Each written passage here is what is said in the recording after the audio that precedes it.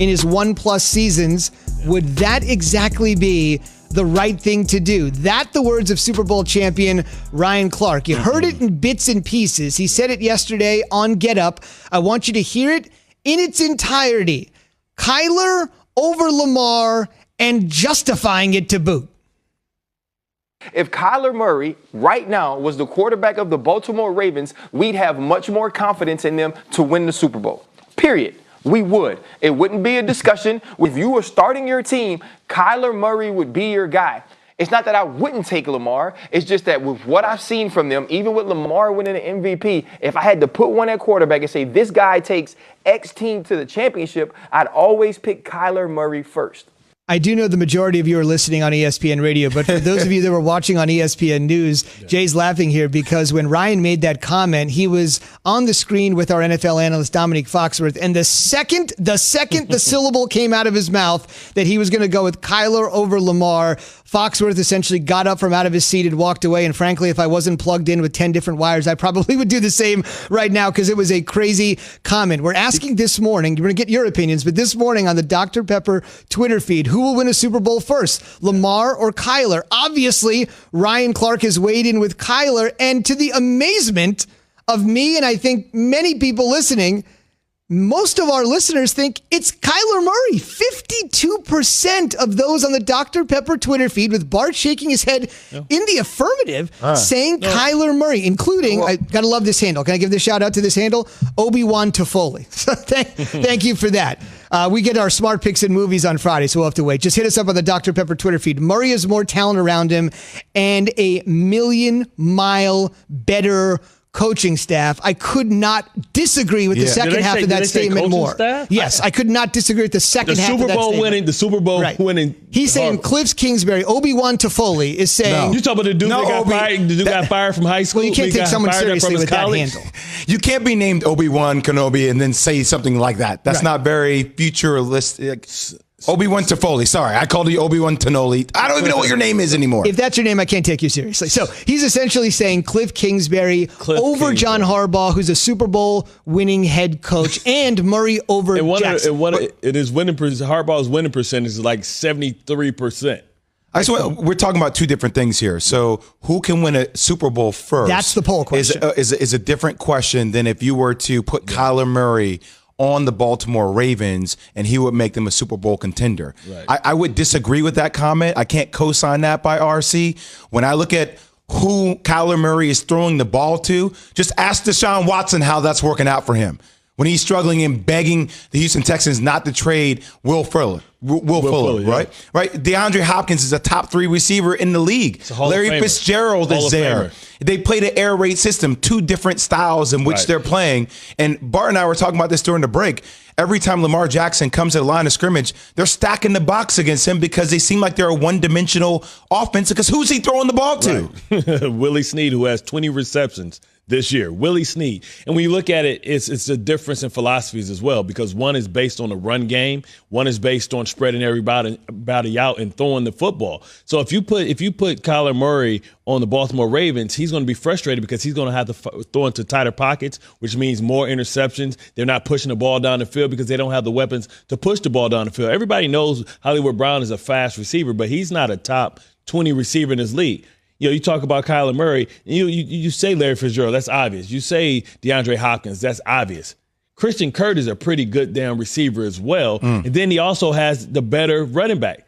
Kenyon Drake is better than Ingram and Dobbins is going to get there, but he's a rookie as well. So when you talk about that, you talk about a team that's built to win offensively versus a team that's built to win defensively. How about this? If you put Kyler Murray in the Wildcat offense, physicality-wise, would he be able to sustain throughout the season? No. With the amount of times they run the ball? I don't think so. I mean, remember how many times Lamar Jackson was the primary runner last year? You talk about a guy that ran for 1,200 yards last year. We've never seen this from a quarterback. I mean, running backs aren't getting 1,200 yards. He did both. So he's a guy that I think we're a prisoner of the moment because we see Kyler Murray is ascending, but he's ascending because this team decided to put weapons around him. And when you think about Baltimore is built defensively. That organization, that brand, the Steelers, they're built defensively. I would probably say that, I would look at this Willie Snead and I would look at Hollywood Brown, and I would say that the Bengals have better skill position players than the Baltimore Ravens. Can you teach me something for a minute? When I said before, hey, when you're playing against a guy like Lamar Jackson, it's easy. You stack the box. And you said, but who you stack the box with is important. Right. So when you think about, okay, when they lost to the Chargers, what did they do? They put Derwin James in the box. What they want is they want to get as many athletes that can play in space as possible, because it's pretty much like a option offense. And what it is they're fooling you and they're causing pause when they're having all these play fakes. And then what happens is when Lamar decides to run, he's an angle changer, right? He makes whatever angle you think you got is wrong, because he's fast. He's a 4.3 40. He's a guy that can make you miss. He's a guy that can get to the edge. When you think about Kyler Murray, he's built on the air raid, throwing the ball out, spreading the field and using the width of the field as well, using the entire part of the field, and even also stretching the field. Even though you think about DeAndre Hopkins, he's not a vertical receiver. He's more of a possession guy, a 17 to 18-yard guy. They got Christian Kirk that can stretch a football field. So now he's utilizing the entire field. When you go against Lamar Jackson, you're packing the box, and he's not using the vertical part of the field. He's only using the horizontal part of the field. So you're stacking the box with safeties, guys who are agile, can move horizontally side to side just as fast as Lamar Jackson. Exactly. And it's nothing that he can do, because you can say, I'll take my number one corner. And, this is your assignment this week, number one corner. You got Willie Snead. Like, what? That's a day off. Like, man, this is homecoming. I'm eating this week. Right? You're not saying that if you got to go against DeAndre Hopkins, you're getting the safety. So now you think about Kyler Murray, he plays with more space, because you got to keep that safety over the top, because you know that you need to help your cornerbacks on those two receivers. Zubin, this has so much to do with my rookie year in the NBA. We played the triangle, right? The triangle, when you see people that were built to win the triangle, Kobe Bryant, big wings, Michael Jordan, Shaquille O'Neal, it's built for either wings or centers. Yeah. Now in college, all we ran was like the Phoenix Suns offense, high screen and roll, pick and pop. We were surrounded with shooters.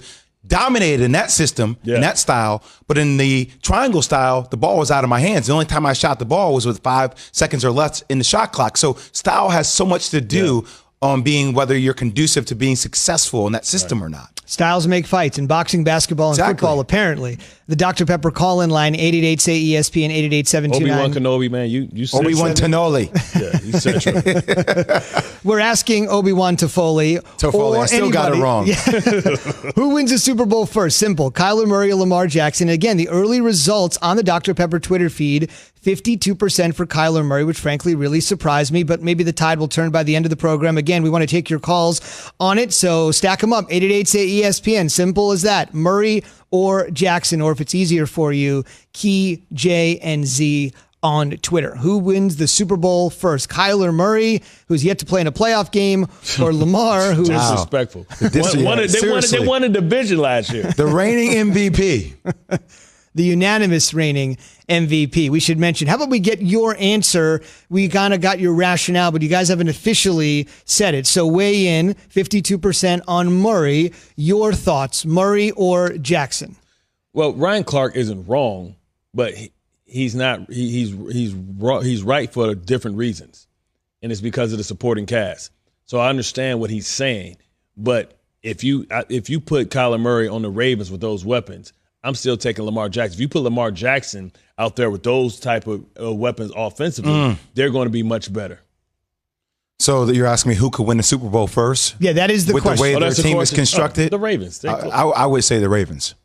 I believe in the Ravens more so than I do in the Cardinals. What is the ceiling on Kyler Murray? Remember, if you've been listening to our show since the beginning here the last 3 months, Key, the adjective, Bart, and Jay knows this, the adjective that Key has used for Kyler Murray is cute. But over the course of the last few weeks, especially after the win over Seattle on Sunday night, he's changed his tune a little bit. What's Kyler's ceiling? Lamar, we kind of know. You're an MVP. Your ceiling is high. Kyler's ceiling is?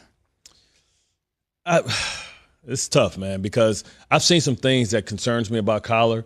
I don't like how he reacts when he loses. He cursed. What I mean? He doesn't give. Remember what the narrative was when he came out, that he wasn't a leader, that his teammates didn't really like him, and I can see some things in his press conferences when he loses that really concerns me. It seems like he's a finger pointer, and it seems like he's not a guy that takes accountability. And I can see how he can maybe separate a locker room with some of his comments that he says. And if you don't believe me, just go back and look at some of his interviews when they lose, how he answers questions. He almost seems agitated, not understanding that you're the CEO of your football team, and when you lose, you have to be able to be gracious. So I'm going to say, you know what, his silliness, like in that division, cute.